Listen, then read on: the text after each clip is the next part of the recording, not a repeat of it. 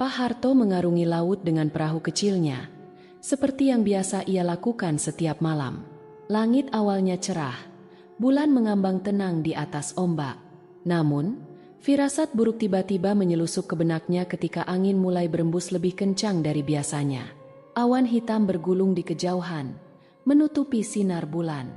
Tak lama kemudian, badai menerjang. Angin menggila, ombak setinggi rumah menerjang dari segala arah. Pak Harto berusaha mempertahankan kendali, tetapi itu sia-sia. Pak Harto tidak tahu berapa lama ia tak sadarkan diri. Saat ia membuka mata, tubuhnya terasa berat, dingin, dan lemah. Ia mendapati dirinya terbaring di atas pasir basah, dengan bunyi ombak yang bergulung pelan di kejauhan. Ia selamat. Namun, saat kepalanya mulai jernih, kesadaran lain menghantamnya. Ia tidak mengenali tempat ini. Pulau kecil itu tampak sunyi. Hutan lebat membentang di depan matanya, dengan pepohonan besar yang batangnya berlumut, seperti telah berdiri di sana selama ratusan tahun. Terlepas dari keheningan yang janggal, Pak Harto merasa bersyukur. Ia masih hidup. Setelah memastikan tidak ada luka serius di tubuhnya, ia berdiri dan mulai menjelajah. Langkah kakinya meninggalkan jejak di pasir yang terasa lebih dingin dari seharusnya. Ia harus menemukan air. Ia harus bertahan. Namun, saat berjalan lebih jauh ke dalam pulau, perasaan tak enak mulai merayapi pikirannya. Ada sesuatu di sini. Ia tidak bisa menjelaskannya, tetapi udara di pulau ini terasa berat. Seolah-olah ada mata tak kasat mata yang mengawasinya dari dalam hutan. Pak Harto menelan ludah, memaksa dirinya tetap tenang. Ia belum tahu bahwa pulau ini bukan sekadar tanah kosong. Dan ia belum sadar bahwa sejak pertama kali ia membuka matanya di sini, ia tidak pernah benar-benar sendirian. Pak Harto berjalan perlahan di tepi hutan, matanya menyapu sekeliling. Pulau ini terasa asing, sepi, dan entah kenapa dingin. Bukan dingin karena udara, melainkan sesuatu yang lebih dalam. Ia meneguk ludah, mencoba mengabaikan kegelisahan yang menggerogoti pikirannya. Di kejauhan, suara desir ombak terdengar berirama, tapi tetap ada keheningan yang mengganggu. Seperti ada sesuatu yang mengintai di sela-sela pepohonan. Namun, Pak Harto menepis perasaan itu. Ia harus menemukan air dan makanan. Langkahnya menyusuri pantai, lalu berbelok ke dalam hutan. Aroma tanah basah bercampur garam laut menusuk hidungnya. Pohon-pohon tinggi menjulang dengan akar-akar besar mencuat dari tanah, seperti tangan raksasa yang berusaha meraih sesuatu. Setelah beberapa waktu, ia menemukan sungai kecil dengan air jernih. Tanpa pikir panjang, ia menciduk air dengan tangannya dan meneguknya. Dingin dan menyegarkan. Di sekitar sungai, terdapat pohon-pohon berbuah yang tampak bisa dimakan. Pak Harto mengambil beberapa dan duduk di atas batu besar. Ia mulai merasa lebih tenang. Mungkin pulau ini memang tidak berpenghuni. Mungkin ia hanya perlu bertahan sampai ada kapal yang lewat. Namun, ketenangannya tak berlangsung lama. Dari kejauhan, terdengar suara lirih, seperti bisikan. Pak Harto menoleh cepat. Matanya menyapu pepohonan di seberang sungai. Tidak ada siapa-siapa, hanya dedaunan yang bergoyang perlahan. Ia menghela napas. Mungkin hanya angin. Namun, ketika ia hendak kembali makan, suara itu terdengar lagi. Seperti suara seseorang yang berbisik namanya. Pak Harto membeku. Ia menajamkan pendengaran, berharap itu hanya imajinasinya. Tapi suara itu terus terdengar. Ia berdiri perlahan. Matanya masih menatap ke arah hutan. Tapi tak ada yang bergerak. Tak ada sosok yang terlihat. Namun, perasaan itu semakin kuat. Ia tak ingin berada di sini lebih lama. Dengan tangan gemetar, ia mengambil beberapa buah lagi dan bergegas meninggalkan sungai. Saat berjalan kembali ke pantai, suara itu menghilang. Namun, sesuatu di pulau ini mengetahui keberadaannya, dan sesuatu itu sedang memperhatikannya. Pak Harto terus berjalan menyusuri tepian hutan, berharap menemukan sesuatu yang bisa membantunya bertahan. Langit mulai meredup, matahari perlahan tenggelam di balik cakrawala. Udara semakin dingin, dan keheningan di pulau ini terasa lebih menekan. Langkahnya terhenti saat melihat sesuatu di antara rimbunan pepohonan. Sebuah celah gelap menganga di kaki tebing berbatu, tersembunyi di balik akar pohon yang menjuntai. Pintu masuknya cukup besar, seperti mulut raksasa yang siap menelan siapa saja yang mendekat. Jantungnya berdegup kencang. Pak Harto tak ingin berada di luar saat malam tiba. Hutan terlalu gelap, dan firasatnya mengatakan bahwa pulau ini bukan tempat yang aman. Dengan langkah ragu, ia mendekati gua. Udara di sekitarnya terasa lebih lembab, mengeluarkan aroma tanah basah dan sesuatu yang aneh, seperti dupa yang terbakar. Begitu memasuki gua, matanya perlahan menyesuaikan diri dengan kegelapan. Stalaktit menggantung dari langit-langit, meneteskan air yang bergema di dalam ruang luas itu. Cahaya samar dari celah di atas menciptakan bayangan yang bergerak-gerak, seolah ada sesuatu yang mengintai di sudut-sudutnya. Ia melangkah lebih dalam, jari-jarinya menyentuh dinding batu yang dingin. Namun, langkahnya terhenti ketika kakinya menyentuh sesuatu yang keras di tanah. Ia menunduk. Di bawahnya, sesuatu berkilauan tertimpa cahaya redup. Dengan tangan gemetar, ia meraba benda itu dan mengangkatnya. Sebuah cincin emas. Pak Harto menatap cincin itu dengan ngeri. Benda itu tidak terlihat baru. Permukaannya dihiasi ukiran halus berbentuk ombak dan naga yang melingkar. Tapi yang membuatnya merinding adalah fakta bahwa cincin itu masih terpasang di jari. Jari manusia yang telah membusuk. Ia terhuyung mundur. Napasnya tercekat. Mata Pak Harto berusaha menembus kegelapan, dan saat itulah ia melihatnya. Di sudut gua, tertumpuk di antara bebatuan, ada sesuatu yang lebih mengerikan. Tulang belulang manusia, berserakan, sebagian masih memiliki sisa-sisa daging yang mengering. Beberapa mengenakan pakaian lusuh, ada yang masih memakai perhiasan emas dan batu permata. Harta karun berlimpah bercampur dengan sisa tubuh mereka, berkilauan dalam kegelapan gua. Pak Harto membeku. Jantungnya berdentum keras di dada. Gua ini bukan sekadar tempat perlindungan. Ini adalah makam. Dan ia baru saja melangkah masuk ke dalamnya. Pak Harto berdiri kaku. Napasnya tertahan. Cahaya redup dari celah gua membuat tulang belulang itu terlihat semakin menyeramkan. Harta yang tersebar di antara kerangka-kerangka itu bersinar dalam kegelapan, menciptakan kontras mengerikan antara kemewahan dan kematian.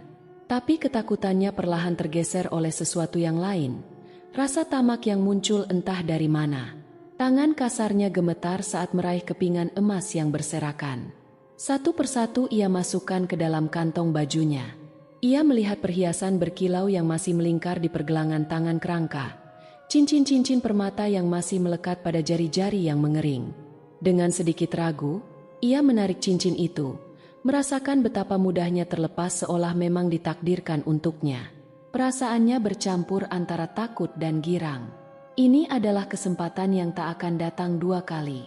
Ia telah menghabiskan hidupnya dalam kemiskinan, berjuang untuk bertahan hidup dengan menangkap ikan yang makin hari makin sulit didapat. Tapi kini, emas ini bisa mengubah segalanya. Namun, saat ia mengambil sebuah liontin besar dari tumpukan harta itu, udara di dalam gua tiba-tiba berubah. Hawa dingin merayapi tubuhnya, membuat bulu kuduknya berdiri. Ia merasa ada sesuatu yang mengawasinya, bukan sekadar keheningan biasa, melainkan tatapan yang begitu kuat, begitu menusuk hingga dadanya terasa sesak.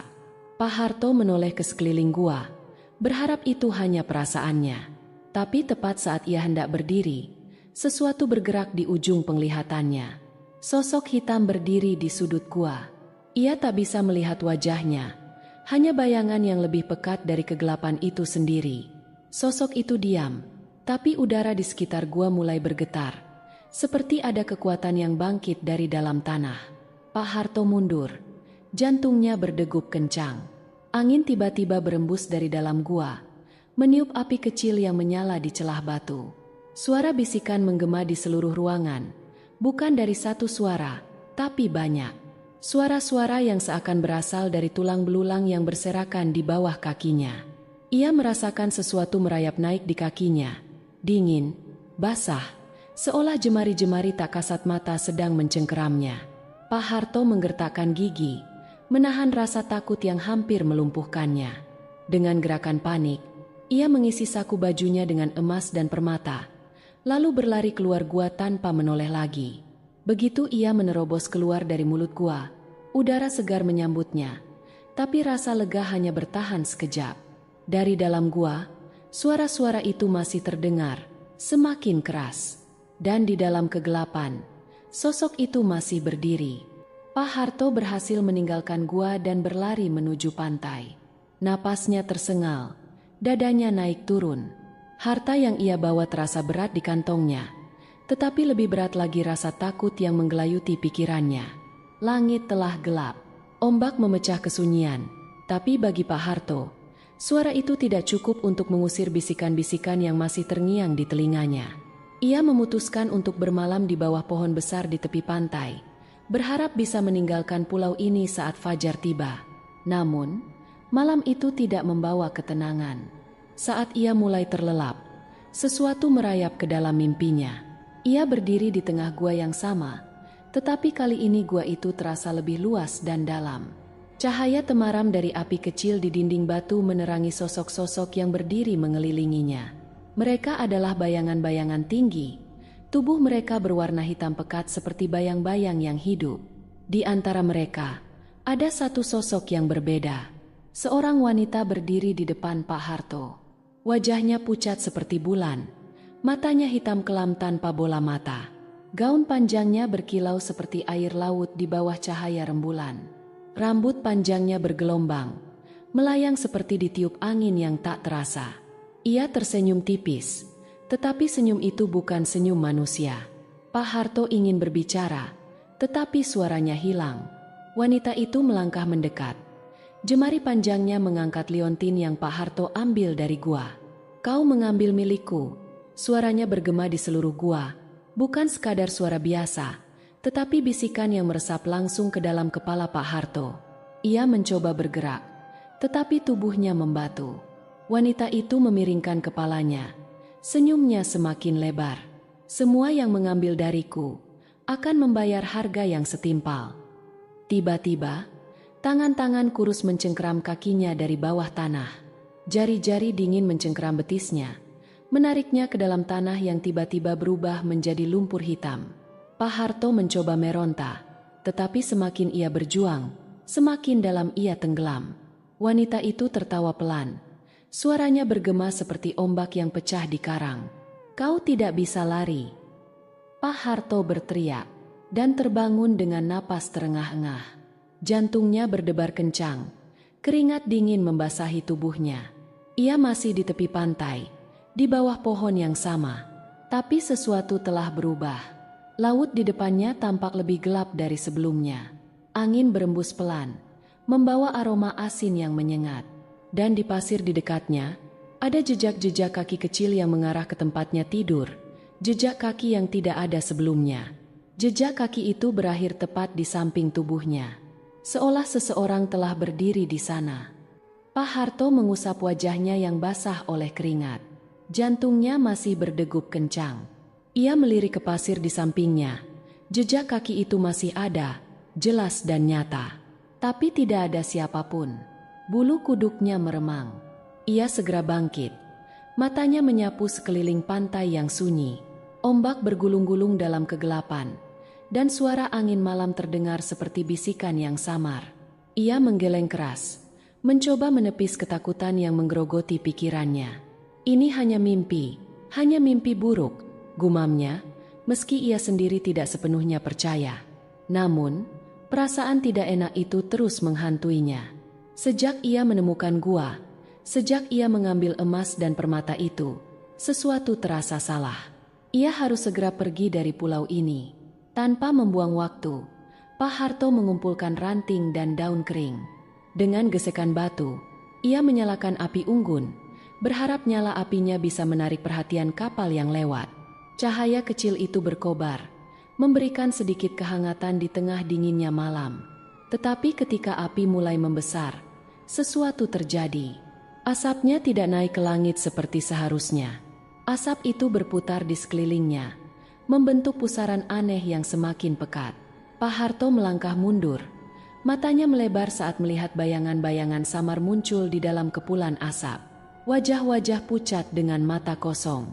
Mereka membuka mulutnya, tapi tidak ada suara yang keluar. Hanya keheningan yang menyesakkan. Pak Harto tersentak mundur. Tubuhnya gemetar hebat. Ia mengusap matanya, berharap itu hanya ilusi. Namun, saat ia membuka mata kembali, bayangan itu tetap ada dan lebih banyak. Lalu, sebuah suara terdengar, pelan, seperti bisikan yang datang dari balik angin. Kembalikan yang kau ambil. Pak Harto menoleh cepat, tapi tidak ada siapa-siapa. Hanya suara ombak yang bergulung di kejauhan.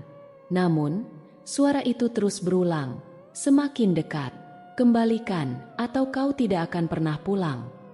Pak Harto merasakan tubuhnya melemah. Kakinya terasa berat, seolah ada sesuatu yang menahannya. Ia mengintip ke bawah, dan darahnya membeku. Pasir di bawahnya bergerak, seperti tangan-tangan tak kasat mata yang merayap naik, mencengkeram pergelangan kakinya dengan erat. Ia berusaha menarik kakinya, tapi pasir itu semakin kuat, seolah hendak menelannya hidup-hidup. Lalu, dari sudut matanya, ia melihatnya. Sosok wanita bergaun panjang, berdiri di tepian pantai. Rambutnya yang hitam panjang melambai tertiup angin. Wajahnya tetap pucat seperti bulan. Ia tidak bergerak, tidak berbicara, hanya berdiri, menatap Pak Harto dengan mata hitam kelam yang kosong, seolah menunggu sesuatu. Dan Pak Harto tahu, teror ini baru saja dimulai. Pak Harto tidak bisa bergerak. Matanya terkunci pada sosok wanita di tepian pantai. Napasnya pendek, dadanya naik turun dalam ketakutan yang tak pernah ia rasakan sebelumnya. Wanita itu berdiri diam. Gaunnya melayang pelan seperti tertiup angin yang tak terasa. Wajahnya begitu pucat, dengan mata hitam pekat yang seakan menembus jiwa siapapun yang berani menatapnya. Pak Harto ingin lari, tapi pasir di bawahnya semakin mencengkeram kaki-kakinya, seolah hidup. Ia berusaha menarik diri, namun semakin ia melawan, semakin dalam ia tenggelam. Wanita itu mengangkat tangannya perlahan, dan tiba-tiba, dunia di sekitarnya berubah. Langit malam menjadi lebih gelap, seolah bintang dan bulan menghilang begitu saja. Laut yang tadi bergemuruh kini membisu. Udara terasa lebih berat, penuh bisikan yang datang dari segala arah. Bisikan yang menyebut namanya. Kau telah mengambil milik kami. Bayarlah dengan nyawamu. Pak Harto memejamkan mata, tubuhnya gemetar hebat. Saat ia membuka matanya kembali, wanita itu sudah tidak lagi berdiri di tepian pantai. Dia ada di hadapannya. Begitu dekat hingga Pak Harto bisa melihat dengan jelas wajahnya yang menakutkan. Kulit pucat seperti porselen retak, bibir membiru, dan mata hitam yang tak memiliki dasar. Wanita itu tersenyum. Senyum yang membuat darah Pak Harto membeku. Ia ingin berteriak, tapi tenggorokannya terasa tersumbat. Lalu, sesuatu menyentuh wajahnya. Tangan dingin, jari-jari panjang yang kukunya tajam. Sentuhan itu bukan sekadar sentuhan biasa. Itu adalah sentuhan yang membawa rasa dingin menembus kulit, meresap ke dalam tulangnya. Pak Harto melihat sekelilingnya dengan panik. Pantai itu berubah. Tidak lagi ada pasir putih. Tidak lagi ada ombak yang menyapu tepian. Ia tidak lagi berada di dunia yang sama. Kembalikan. Suara wanita itu terdengar lagi. Kali ini langsung di telinganya. Atau kau akan menjadi bagian dari mereka. Pak Harto menoleh dan melihat puluhan sosok berdiri di antara pepohonan. Wajah-wajah mereka kosong, mata mereka berlubang hitam, kulit mereka pucat dan basah seperti telah lama direndam dalam air laut. Beberapa dari mereka masih mengenakan pakaian dari masa lalu, pakaian nelayan, saudagar, bahkan bangsawan. Mereka semua adalah orang-orang yang pernah melakukan kesalahan yang sama. Mereka yang mengambil sesuatu yang bukan miliknya. Dan kini, mereka adalah milik Nyai Roro Jonggrang. Pak Harto merasakan tubuhnya melemah. Perlahan, pasir hitam itu mulai menelannya. Ia berusaha melawan, meronta, tetapi tangan-tangan tak terlihat semakin erat mencengkeram tubuhnya. Ia ingin berteriak, namun suara itu tidak pernah keluar. Dan di antara jeritan yang hanya menggema di kepalanya, ia melihat wanita itu tersenyum puas. Lalu, semuanya menjadi gelap. Pak Harto tersentak bangun di ranjangnya. Napasnya memburu, tubuhnya basah oleh keringat. Sekelilingnya gelap, hanya suara jangkrik dari luar rumah yang terdengar samar. Ia butuh beberapa detik untuk menyadari bahwa ia sudah kembali di desanya. Namun, bagaimana? Ia mengingat jelas bagaimana pasir hitam di pulau itu menelannya. Bagaimana sosok wanita pucat itu menatapnya dengan senyum mengerikan. Ia seharusnya sudah lenyap, tapi ia ada di sini. Dada Pak Harto masih naik turun ketika ia mencoba menenangkan diri. Ia meraba kantongnya, dan tangannya menyentuh sesuatu yang keras dan dingin. Saat ia mengeluarkannya, jantungnya hampir berhenti berdetak. Sebuah cincin emas berukir motif ombak, harta dari pulau itu. Pak Harto membuang benda itu seketika. Ia ingin percaya bahwa ini semua hanya mimpi, tetapi cincin itu nyata. Ia menggigil dalam ketakutan. Lalu, terdengar suara ketukan pelan di pintu rumahnya. Suara itu datar, tidak terlalu keras, tapi cukup untuk membuat bulu kuduknya berdiri. Siapa yang datang di tengah malam begini? Ia merayap ke tepi ranjang, mendekati jendela. Dengan tangan gemetar, ia mengintip keluar melalui celah tirai, dan napasnya terhenti. Di depan rumahnya berdiri seseorang. Itu wanita dari pulau itu. Gaunnya yang panjang berkibar tertiup angin yang tak terasa. Rambutnya yang hitam tergerai, hampir menyentuh tanah. Wajahnya tetap pucat, dengan mata yang begitu gelap seperti kehampaan itu sendiri. Ia tidak bergerak, tidak berbicara, hanya menatap ke arah rumah. Pak Harto mundur perlahan, hatinya berdegup semakin cepat. Ia menutup mulutnya dengan tangan, berusaha menahan napas agar tidak terdengar. Ketukan itu kembali terdengar. Pak Harto meremas bajunya sendiri, tubuhnya gemetar hebat. Ia ingin berlari, ingin bersembunyi, tapi rumah ini adalah miliknya. Tidak ada tempat lain yang bisa ia tuju. Tiba-tiba, angin dingin berembus dari belakangnya. Pintu kamarnya sedikit terbuka, dan di baliknya ada suara napas. Tepat di belakangnya, Pak Harto menoleh perlahan. Matanya membelalak. Sosok wanita itu sudah ada di dalam kamarnya.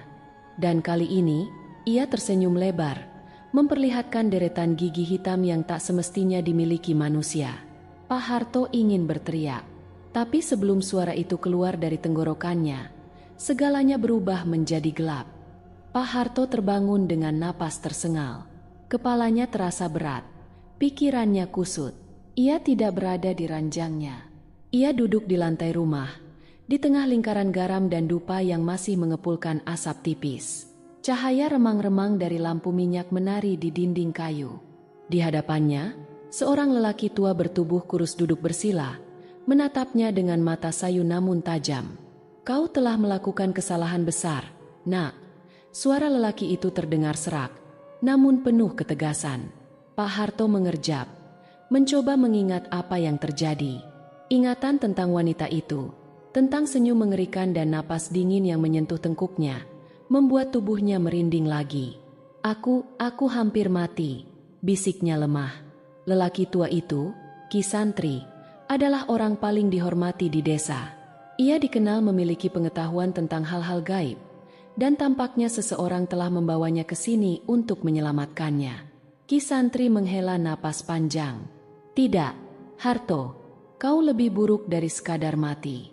Kau sudah dipilih. Nyai Roro Jonggrang tidak hanya menginginkan harta yang kau ambil, ia menginginkan jiwamu." Darah Pak Harto berdesir. "Aku bisa mengembalikan harta itu," serunya panik. "Aku akan membawanya kembali ke pulau itu. Aku bersumpah." Ki Santri menggeleng perlahan. "Tidak semudah itu. Sekali kau menerima berkah dari penguasa lautan, kau terikat selamanya." Pak Harto merasa dingin menjalar dari ujung jari kakinya. Lalu apa yang harus kulakukan? Ki Santri menatapnya dalam-dalam. "Ada cara untuk menebusnya, tapi kau harus siap menanggung akibatnya." Pak Harto mengangguk cepat, tanpa berpikir. Apapun, aku hanya ingin terbebas dari ini. Ki Santri mengeluarkan sebuah mangkuk tembaga berisi air yang telah dicampur bunga melati dan sesajen. Ia menggambar simbol-simbol aneh di lantai dengan kapur putih, lalu menutup mata dan mulai merapal mantra. Angin dingin berembus dari jendela yang terbuka, meniup api lampu minyak hingga redup. Lalu, suara itu datang. Pak Harto membeku. Itu suara yang sama. Suara yang menghantuinya sejak ia mengambil emas dari gua terkutuk itu. Kau tidak bisa lari dariku. Pak Harto mencengkeram lututnya. Ia bisa merasakan kehadirannya. Ki Santri terus merapal mantra dengan suara yang lebih cepat dan keras. Lantai mulai bergetar. Udara di sekitar mereka menjadi lebih berat. Lalu sesuatu berteriak. Suara yang begitu nyaring dan menyakitkan, seakan berasal dari kedalaman laut yang paling gelap. Api lampu minyak padam seketika. Ruangan menjadi gelap gulita. Dan dalam kegelapan itu, Pak Harto melihat sesuatu. Sepasang mata hitam, lebih pekat dari malam, menatapnya dari kehampaan. Ia tahu siapa yang menunggunya. Ia tahu ini belum selesai. Pak Harto merasakan sesuatu yang dingin menjalar dari telapak kakinya. Seakan ada tangan-tangan tak kasat mata yang merayap naik, mencengkeram tubuhnya erat. Ia ingin berteriak, tapi suaranya tercekat di tenggorokan. Ki Santri terus merapal mantra. Suaranya semakin lantang. Namun Pak Harto tahu sesuatu telah berubah. Udara di dalam ruangan semakin berat. Napasnya tersendat. Dan dari bayangan gelap di sudut rumah, sosok itu muncul. Wanita itu, Nyai Roro Jonggrang, berdiri dengan gaun hitam panjang yang berkibar seolah berada di dasar laut. Rambutnya menutupi sebagian wajahnya. Namun kedua matanya bersinar menembus kegelapan. Senyum mengerikan masih menghiasi bibirnya. Namun kali ini ada sesuatu yang berbeda, seperti rasa marah yang sudah mencapai puncaknya. Harto. Suara itu berdesir seperti angin dingin, menusuk ke dalam kepala Pak Harto. Ki Santri membuka mata, lalu dengan cepat mencabut sebilah keris dari balik jubahnya. Jangan dengarkan dia, Harto. Kau harus melawan. Pak Harto ingin menurut, tapi tubuhnya sudah kehilangan kendali. Tangan dan kakinya kaku. Sementara matanya tidak bisa lepas dari sosok di depannya. Kau berjanji akan kembali, tapi kau ingkar. Suara Nyai Roro Jonggrang berubah lebih tajam, menggema di seluruh ruangan. Kau ingin membuang berkahku, padahal itu telah menjadi bagian dari dirimu. Angin kencang berhembus tiba-tiba, membuat jendela rumah terbuka lebar. Lilin dan lampu minyak padam sepenuhnya, menyisakan kegelapan total. Pak Harto merasa sesuatu menarik tubuhnya ke belakang. Tiba-tiba, Ki Santri menancapkan keris itu ke tanah, tepat di dalam lingkaran garam. Ledakan cahaya putih muncul seketika, mengusir bayangan kelam yang menguasai ruangan. Nyai Roro Jonggrang menjerit. Suaranya seperti badai yang mengamuk di tengah samudra. Pak Harto jatuh tersungkur. Tapi sesuatu terasa aneh. Telinganya berdengung. Cahaya putih yang muncul dari keris itu mulai meredup, dan perlahan-lahan, suara Nyai Roro Jonggrang berubah menjadi tawa pelan. Ki Santri terhuyung ke belakang, tubuhnya gemetar. Pak Harto menoleh ke arah Ki Santri, tapi apa yang dilihatnya membuat darahnya membeku. Kulit Ki Santri mulai mengering dan menghitam. Urat-urat di lehernya mencuat, matanya berputar ke belakang. Sesuatu sedang menghisap kehidupannya. Dalam sekejap, tubuh Ki Santri runtuh ke tanah, menjadi abu yang tertiup angin. Dan Nyai Roro Jonggrang masih berdiri di sana. Senyumnya semakin lebar. Tidak ada yang bisa menyelamatkanmu, Harto. Pak Harto ingin berlari, tapi bayangan hitam dari tubuh wanita itu menjulur cepat seperti tentakel, melilit pergelangan kakinya. Ia meronta, mencakar lantai, berusaha kabur, tapi sudah terlambat. Dingin itu semakin kuat, menjalar dari kakinya ke seluruh tubuhnya. Tubuhnya mulai tenggelam ke dalam bayangan hitam di lantai, seperti tersedot ke dalam dunia lain. Desanya menghilang, rumahnya menghilang, yang tersisa hanya gelap. Dan di tengah kegelapan, Nyai Roro Jonggrang berbisik di telinganya, "Kau milikku sekarang." Keesokan harinya, rumah Pak Harto ditemukan dalam keadaan kosong. Tak ada tanda-tanda perlawanan. Tak ada jejak keberadaannya. Namun para tetangga yang penasaran dan masuk ke dalam rumahnya mengaku mendengar sesuatu. Dari balik dinding kayu yang tua, jika kau mendekat dan mendengarkan baik-baik, ada suara pelan. Seperti seseorang yang berbisik, memohon tolong, tapi sudah terlambat. Sejak hari itu, nama Pak Harto hanya menjadi bisikan di antara penduduk desa. Tidak ada yang tahu kemana ia menghilang, dan tidak ada yang berani mencari tahu. Rumahnya dibiarkan kosong, dindingnya lapuk dimakan waktu. Namun, di malam-malam tertentu, ketika angin laut bertiup membawa aroma garam dan dupa, beberapa orang bersumpah mendengar suara lirih dari dalam rumah itu. Suara seseorang yang terjebak, merintih dari balik kegelapan. Sebuah pengingat bahwa ada batas yang tak boleh dilanggar. Dan bagi mereka yang berani mengambil apa yang bukan miliknya, hukuman tidak selalu datang dalam bentuk kematian. Terkadang, nasib yang lebih mengerikan menanti. Langit awalnya cerah, bulan mengambang tenang di atas ombak. Namun, firasat buruk tiba-tiba menyelusup ke benaknya ketika angin mulai berembus lebih kencang dari biasanya. Awan hitam bergulung di kejauhan, menutupi sinar bulan. Tak lama kemudian, badai menerjang. Angin menggila, ombak setinggi rumah menerjang dari segala arah. Pak Harto berusaha mempertahankan kendali, tetapi itu sia-sia. Pak Harto tidak tahu berapa lama ia tak sadarkan diri. Saat ia membuka mata, tubuhnya terasa berat, dingin, dan lemah. Ia mendapati dirinya terbaring di atas pasir basah, dengan bunyi ombak yang bergulung pelan di kejauhan. Ia selamat, namun saat kepalanya mulai jernih, kesadaran lain menghantamnya. Ia tidak mengenali tempat ini. Pulau kecil itu tampak sunyi. Hutan lebat membentang di depan matanya, dengan pepohonan besar yang batangnya berlumut, seperti telah berdiri di sana selama ratusan tahun. Terlepas dari keheningan yang janggal, Pak Harto merasa bersyukur. Ia masih hidup. Setelah memastikan tidak ada luka serius di tubuhnya, ia berdiri dan mulai menjelajah. Langkah kakinya meninggalkan jejak di pasir yang terasa lebih dingin dari seharusnya. Ia harus menemukan air. Ia harus bertahan. Namun, saat berjalan lebih jauh ke dalam pulau, perasaan tak enak mulai merayapi pikirannya. Ada sesuatu di sini. Ia tidak bisa menjelaskannya, tetapi udara di pulau ini terasa berat. Seolah-olah ada mata tak kasat mata yang mengawasinya dari dalam hutan. Pak Harto menelan ludah, memaksa dirinya tetap tenang.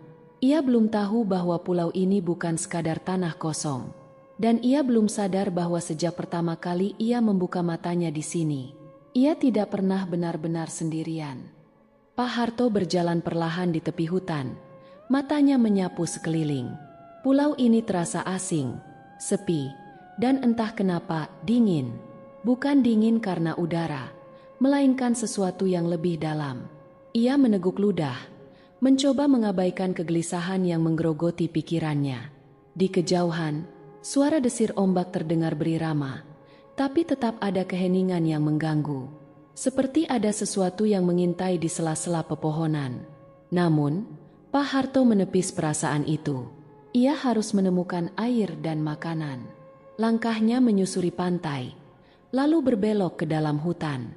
Aroma tanah basah bercampur garam laut menusuk hidungnya. Pohon-pohon tinggi menjulang dengan akar-akar besar mencuat dari tanah, seperti tangan raksasa yang berusaha meraih sesuatu.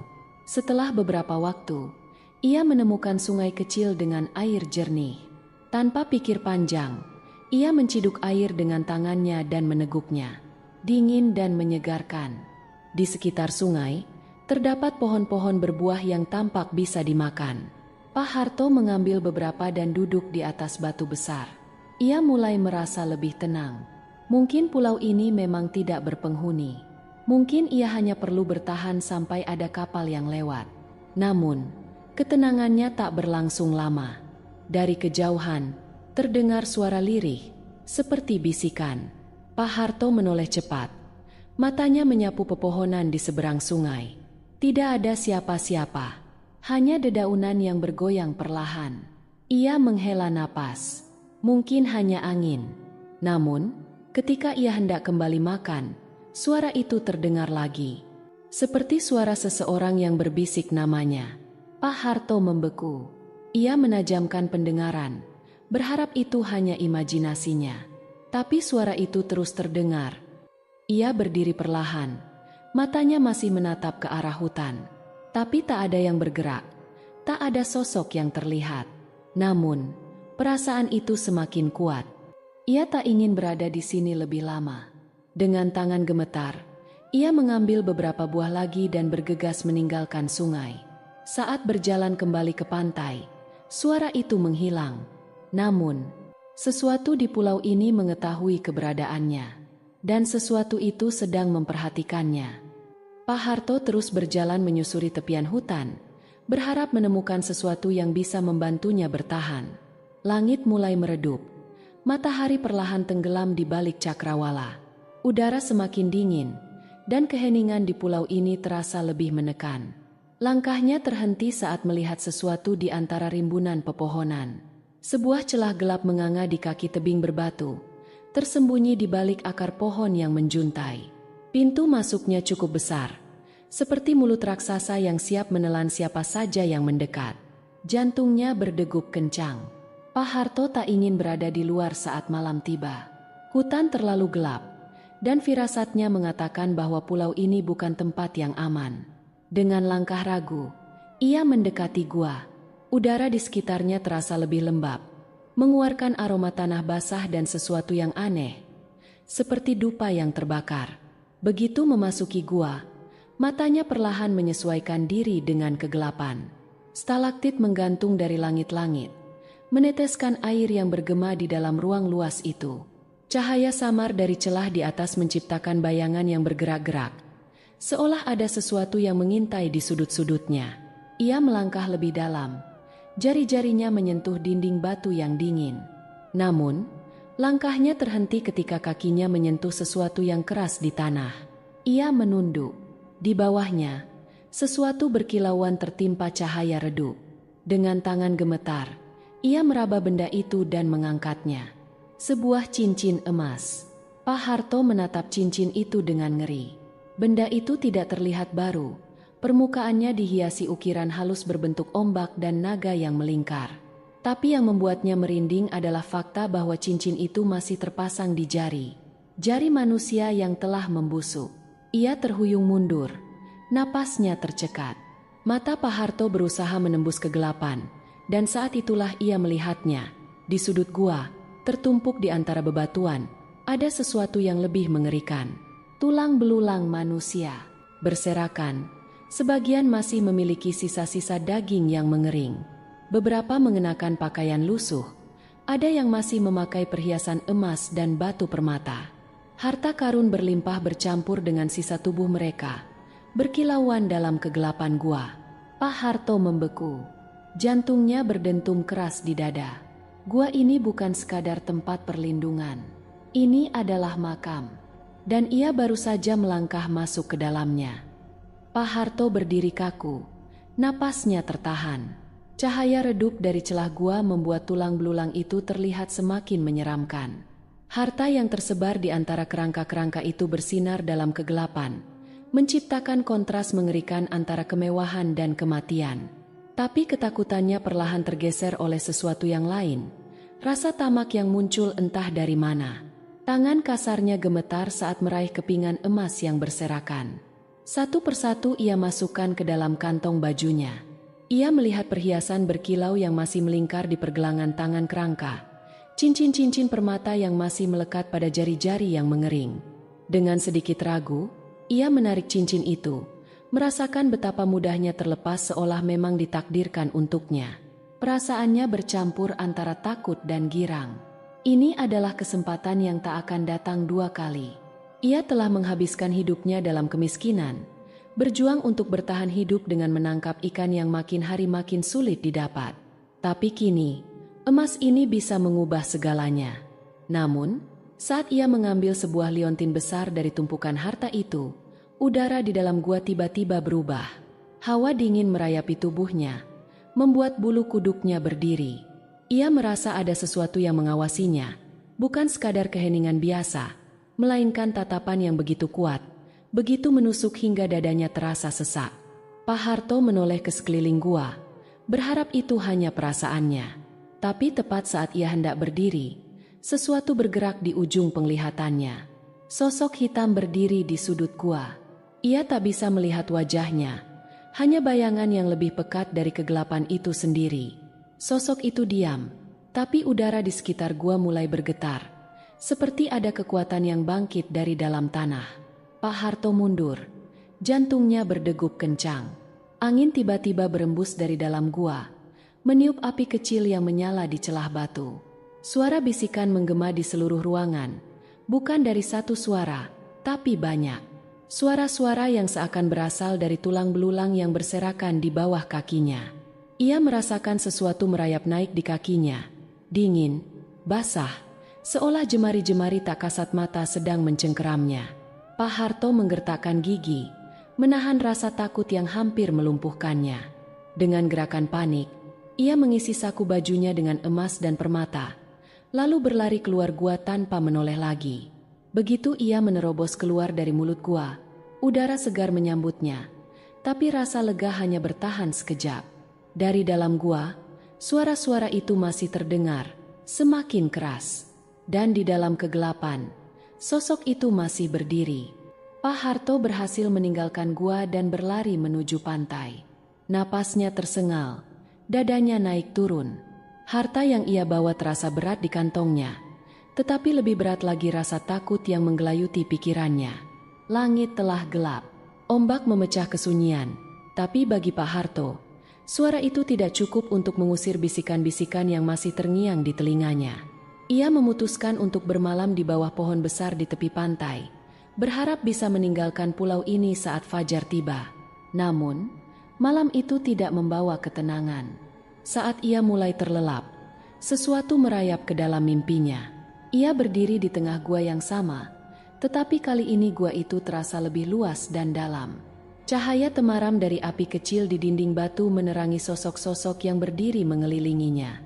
Mereka adalah bayangan-bayangan tinggi. Tubuh mereka berwarna hitam pekat seperti bayang-bayang yang hidup. Di antara mereka, ada satu sosok yang berbeda. Seorang wanita berdiri di depan Pak Harto. Wajahnya pucat seperti bulan. Matanya hitam kelam tanpa bola mata. Gaun panjangnya berkilau seperti air laut di bawah cahaya rembulan. Rambut panjangnya bergelombang, melayang seperti ditiup angin yang tak terasa. Ia tersenyum tipis, tetapi senyum itu bukan senyum manusia. Pak Harto ingin berbicara, tetapi suaranya hilang. Wanita itu melangkah mendekat. Jemari panjangnya mengangkat liontin yang Pak Harto ambil dari gua. "Kau mengambil milikku." Suaranya bergema di seluruh gua, bukan sekadar suara biasa, tetapi bisikan yang meresap langsung ke dalam kepala Pak Harto. Ia mencoba bergerak, tetapi tubuhnya membatu. Wanita itu memiringkan kepalanya, senyumnya semakin lebar. "Semua yang mengambil dariku akan membayar harga yang setimpal." Tiba-tiba, tangan-tangan kurus mencengkeram kakinya dari bawah tanah. Jari-jari dingin mencengkeram betisnya, menariknya ke dalam tanah yang tiba-tiba berubah menjadi lumpur hitam. Pak Harto mencoba meronta, tetapi semakin ia berjuang, semakin dalam ia tenggelam. Wanita itu tertawa pelan. Suaranya bergema seperti ombak yang pecah di karang. "Kau tidak bisa lari." Pak Harto berteriak, dan terbangun dengan napas terengah-engah. Jantungnya berdebar kencang, keringat dingin membasahi tubuhnya. Ia masih di tepi pantai, di bawah pohon yang sama, tapi sesuatu telah berubah. Laut di depannya tampak lebih gelap dari sebelumnya. Angin berembus pelan, membawa aroma asin yang menyengat. Dan di pasir di dekatnya, ada jejak-jejak kaki kecil yang mengarah ke tempatnya tidur. Jejak kaki yang tidak ada sebelumnya. Jejak kaki itu berakhir tepat di samping tubuhnya, seolah seseorang telah berdiri di sana. Pak Harto mengusap wajahnya yang basah oleh keringat. Jantungnya masih berdegup kencang. Ia melirik ke pasir di sampingnya. Jejak kaki itu masih ada, jelas dan nyata. Tapi tidak ada siapapun. Bulu kuduknya meremang. Ia segera bangkit. Matanya menyapu sekeliling pantai yang sunyi. Ombak bergulung-gulung dalam kegelapan.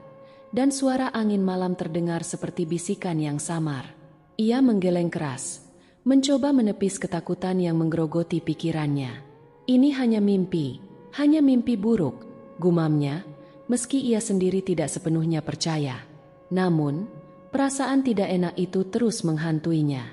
Sejak ia menemukan gua, sejak ia mengambil emas dan permata itu, sesuatu terasa salah. Ia harus segera pergi dari pulau ini. Tanpa membuang waktu, Pak Harto mengumpulkan ranting dan daun kering. Dengan gesekan batu, ia menyalakan api unggun, berharap nyala apinya bisa menarik perhatian kapal yang lewat. Cahaya kecil itu berkobar, memberikan sedikit kehangatan di tengah dinginnya malam. Tetapi ketika api mulai membesar, sesuatu terjadi. Asapnya tidak naik ke langit seperti seharusnya. Asap itu berputar di sekelilingnya, membentuk pusaran aneh yang semakin pekat. Pak Harto melangkah mundur. Matanya melebar saat melihat bayangan-bayangan samar muncul di dalam kepulan asap. Wajah-wajah pucat dengan mata kosong. Mereka membuka mulutnya, tapi tidak ada suara yang keluar. Hanya keheningan yang menyesakkan. Pak Harto tersentak mundur. Tubuhnya gemetar hebat. Ia mengusap matanya, berharap itu hanya ilusi. Namun, saat ia membuka mata kembali, bayangan itu tetap ada dan lebih banyak. Lalu, sebuah suara terdengar, pelan, seperti bisikan yang datang dari balik angin. Kembalikan yang kau ambil. Pak Harto menoleh cepat, tapi tidak ada siapa-siapa. Hanya suara ombak yang bergulung di kejauhan. Namun, suara itu terus berulang, semakin dekat. Kembalikan, atau kau tidak akan pernah pulang. Pak Harto merasakan tubuhnya melemah.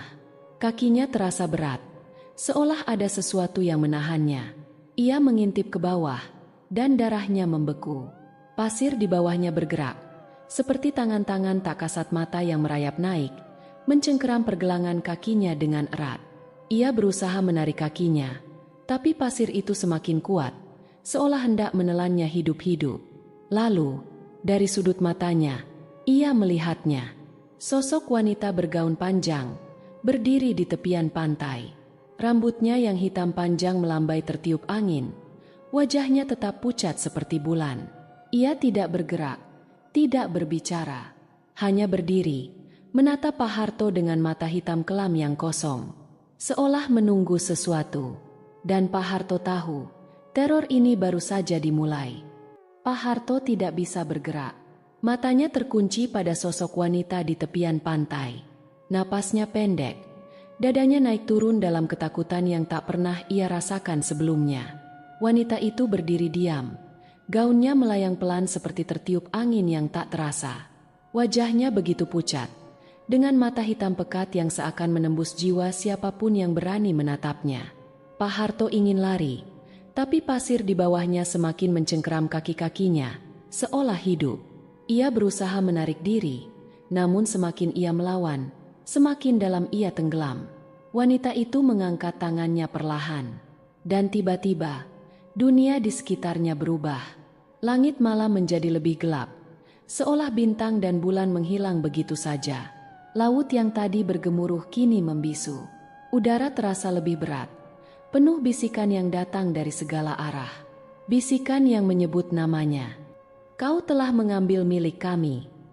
Bayarlah dengan nyawamu. Pak Harto memejamkan mata. Tubuhnya gemetar hebat. Saat ia membuka matanya kembali, wanita itu sudah tidak lagi berdiri di tepian pantai. Dia ada di hadapannya.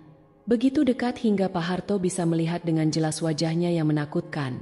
Kulit pucat seperti porselen retak, bibir membiru, dan mata hitam yang tak memiliki dasar. Wanita itu tersenyum. Senyum yang membuat darah Pak Harto membeku. Ia ingin berteriak, tapi tenggorokannya terasa tersumbat. Lalu, sesuatu menyentuh wajahnya. Tangan dingin, jari-jari panjang yang kukunya tajam. Sentuhan itu bukan sekadar sentuhan biasa. Itu adalah sentuhan yang membawa rasa dingin menembus kulit, meresap ke dalam tulangnya. Pak Harto melihat sekelilingnya dengan panik. Pantai itu berubah. Tidak lagi ada pasir putih. Tidak lagi ada ombak yang menyapu tepian. Ia tidak lagi berada di dunia yang sama. Kembalikan. Suara wanita itu terdengar lagi, kali ini langsung di telinganya. Atau kau akan menjadi bagian dari mereka.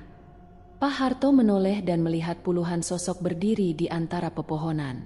Wajah-wajah mereka kosong, mata mereka berlubang hitam.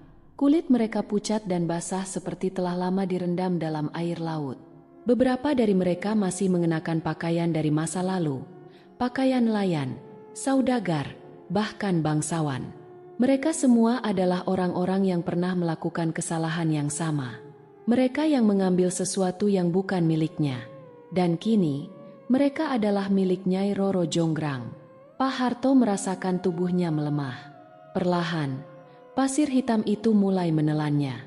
Ia berusaha melawan, meronta, tetapi tangan-tangan tak terlihat semakin erat mencengkeram tubuhnya. Ia ingin berteriak, namun suara itu tidak pernah keluar. Dan di antara jeritan yang hanya menggema di kepalanya, ia melihat wanita itu tersenyum puas. Lalu, semuanya menjadi gelap. Pak Harto tersentak bangun di ranjangnya. Napasnya memburu, tubuhnya basah oleh keringat. Sekelilingnya gelap, hanya suara jangkrik dari luar rumah yang terdengar samar. Ia butuh beberapa detik untuk menyadari bahwa ia sudah kembali di desanya. Namun, bagaimana? Ia mengingat jelas bagaimana pasir hitam di pulau itu menelannya. Bagaimana sosok wanita pucat itu menatapnya dengan senyum mengerikan. Ia seharusnya sudah lenyap, tapi ia ada di sini. Dada Pak Harto masih naik turun ketika ia mencoba menenangkan diri. Ia meraba kantongnya, dan tangannya menyentuh sesuatu yang keras dan dingin. Saat ia mengeluarkannya, jantungnya hampir berhenti berdetak. Sebuah cincin emas berukir motif ombak. Harta dari pulau itu. Pak Harto membuang benda itu seketika. Ia ingin percaya bahwa ini semua hanya mimpi, tetapi cincin itu nyata. Ia menggigil dalam ketakutan. Lalu, terdengar suara ketukan pelan di pintu rumahnya. Suara itu datar, tidak terlalu keras, tapi cukup untuk membuat bulu kuduknya berdiri. Siapa yang datang di tengah malam begini?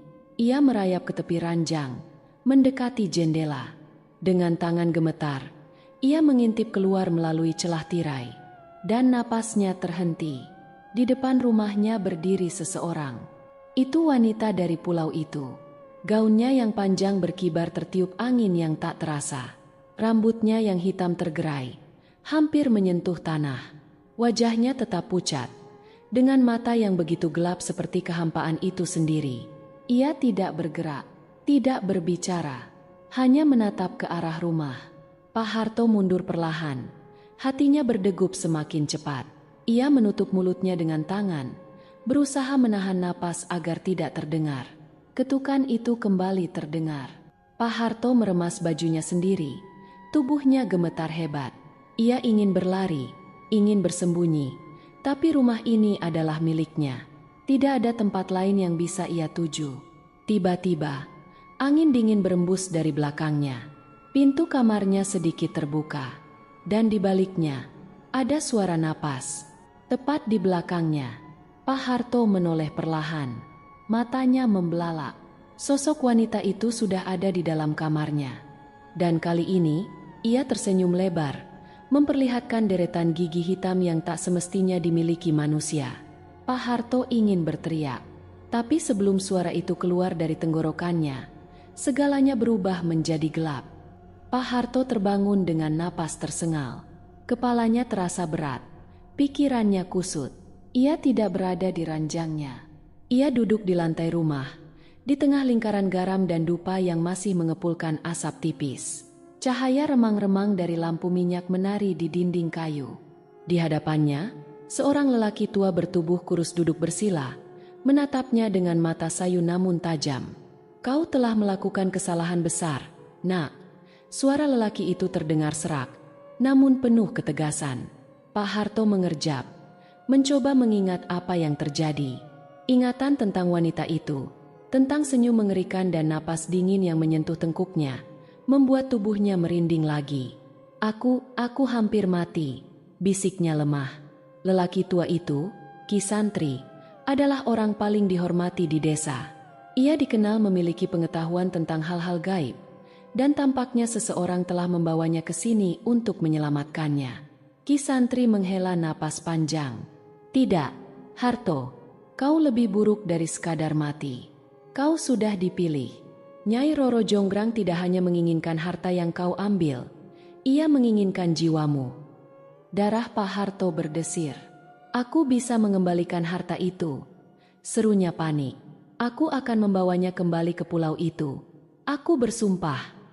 Ki Santri menggeleng perlahan. Tidak semudah itu. Sekali kau menerima berkah dari penguasa lautan, kau terikat selamanya. Pak Harto merasa dingin menjalar dari ujung jari kakinya. Lalu apa yang harus kulakukan? Ki Santri menatapnya dalam-dalam. Ada cara untuk menebusnya, tapi kau harus siap menanggung akibatnya. Pak Harto mengangguk cepat, tanpa berpikir. Apapun, aku hanya ingin terbebas dari ini. Ki Santri mengeluarkan sebuah mangkuk tembaga berisi air yang telah dicampur bunga melati dan sesajen. Ia menggambar simbol-simbol aneh di lantai dengan kapur putih, lalu menutup mata dan mulai merapal mantra. Angin dingin berembus dari jendela yang terbuka, meniup api lampu minyak hingga redup. Lalu, suara itu datang. Pak Harto membeku. Itu suara yang sama. Suara yang menghantuinya sejak ia mengambil emas dari gua terkutuk itu. Kau tidak bisa lari dariku. Pak Harto mencengkeram lututnya. Ia bisa merasakan kehadirannya. Ki Santri terus merapal mantra dengan suara yang lebih cepat dan keras. Lantai mulai bergetar. Udara di sekitar mereka menjadi lebih berat. Lalu sesuatu berteriak. Suara yang begitu nyaring dan menyakitkan, seakan berasal dari kedalaman laut yang paling gelap. Api lampu minyak padam seketika. Ruangan menjadi gelap gulita. Dan dalam kegelapan itu, Pak Harto melihat sesuatu. Sepasang mata hitam, lebih pekat dari malam, menatapnya dari kehampaan. Ia tahu siapa yang menunggunya. Ia tahu ini belum selesai. Pak Harto merasakan sesuatu yang dingin menjalar dari telapak kakinya. Seakan ada tangan-tangan tak kasat mata yang merayap naik, mencengkeram tubuhnya erat. Ia ingin berteriak, tapi suaranya tercekat di tenggorokan. Ki Santri terus merapal mantra. Suaranya semakin lantang. Namun Pak Harto tahu sesuatu telah berubah. Udara di dalam ruangan semakin berat. Napasnya tersendat. Dan dari bayangan gelap di sudut rumah, sosok itu muncul. Wanita itu, Nyai Roro Jonggrang, berdiri dengan gaun hitam panjang yang berkibar seolah berada di dasar laut. Rambutnya menutupi sebagian wajahnya, namun kedua matanya bersinar menembus kegelapan. Senyum mengerikan masih menghiasi bibirnya, namun kali ini ada sesuatu yang berbeda, seperti rasa marah yang sudah mencapai puncaknya. Harto. Suara itu berdesir seperti angin dingin, menusuk ke dalam kepala Pak Harto. Ki Santri membuka mata, lalu dengan cepat mencabut sebilah keris dari balik jubahnya. Jangan dengarkan dia, Harto. Kau harus melawan. Pak Harto ingin menurut, tapi tubuhnya sudah kehilangan kendali. Tangan dan kakinya kaku, sementara matanya tidak bisa lepas dari sosok di depannya. Kau berjanji akan kembali, tapi kau ingkar. Suara Nyai Roro Jonggrang berubah lebih tajam, menggema di seluruh ruangan. Kau ingin membuang berkahku, padahal itu telah menjadi bagian dari dirimu. Angin kencang berhembus tiba-tiba, membuat jendela rumah terbuka lebar.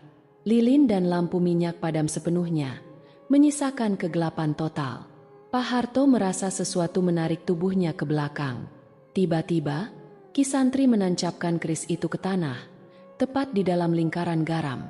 Ledakan cahaya putih muncul seketika, mengusir bayangan kelam yang menguasai ruangan. Nyai Roro Jonggrang menjerit. Suaranya seperti badai yang mengamuk di tengah samudra. Pak Harto jatuh tersungkur. Tapi sesuatu terasa aneh. Telinganya berdengung. Cahaya putih yang muncul dari keris itu mulai meredup, dan perlahan-lahan, suara Nyai Roro Jonggrang berubah menjadi tawa pelan. Ki Santri terhuyung ke belakang, tubuhnya gemetar. Pak Harto menoleh ke arah Ki Santri, tapi apa yang dilihatnya membuat darahnya membeku. Kulit Ki Santri mulai mengering dan menghitam. Urat-urat di lehernya mencuat, matanya berputar ke belakang. Sesuatu sedang menghisap kehidupannya. Dalam sekejap, tubuh Kisantri runtuh ke tanah, menjadi abu yang tertiup angin. Dan Nyai Roro Jonggrang masih berdiri di sana. Senyumnya semakin lebar. Tidak ada yang bisa menyelamatkanmu, Harto. Pak Harto ingin berlari, tapi bayangan hitam dari tubuh wanita itu menjulur cepat seperti tentakel, melilit pergelangan kakinya. Ia meronta, mencakar lantai, berusaha kabur, tapi sudah terlambat. Dingin itu semakin kuat, menjalar dari kakinya ke seluruh tubuhnya. Tubuhnya mulai tenggelam ke dalam bayangan hitam di lantai, seperti tersedot ke dalam dunia lain. Desanya menghilang, rumahnya menghilang, yang tersisa hanya gelap. Dan di tengah kegelapan, Nyai Roro Jonggrang berbisik di telinganya, "Kau milikku sekarang." Keesokan harinya, rumah Pak Harto ditemukan dalam keadaan kosong. Tak ada tanda-tanda perlawanan, tak ada jejak keberadaannya. Namun para tetangga yang penasaran dan masuk ke dalam rumahnya mengaku mendengar sesuatu. Dari balik dinding kayu yang tua, jika kau mendekat dan mendengarkan baik-baik, ada suara pelan, seperti seseorang yang berbisik, memohon tolong, tapi sudah terlambat. Sejak hari itu, nama Pak Harto hanya menjadi bisikan di antara penduduk desa. Tidak ada yang tahu kemana ia menghilang, dan tidak ada yang berani mencari tahu. Rumahnya dibiarkan kosong, dindingnya lapuk dimakan waktu. Namun, di malam-malam tertentu, ketika angin laut bertiup membawa aroma garam dan dupa, beberapa orang bersumpah mendengar suara lirih dari dalam rumah itu. Suara seseorang yang terjebak, merintih dari balik kegelapan. Sebuah pengingat bahwa ada batas yang tak boleh dilanggar. Dan bagi mereka yang berani mengambil apa yang bukan miliknya, hukuman tidak selalu datang dalam bentuk kematian. Terkadang, nasib yang lebih mengerikan menanti.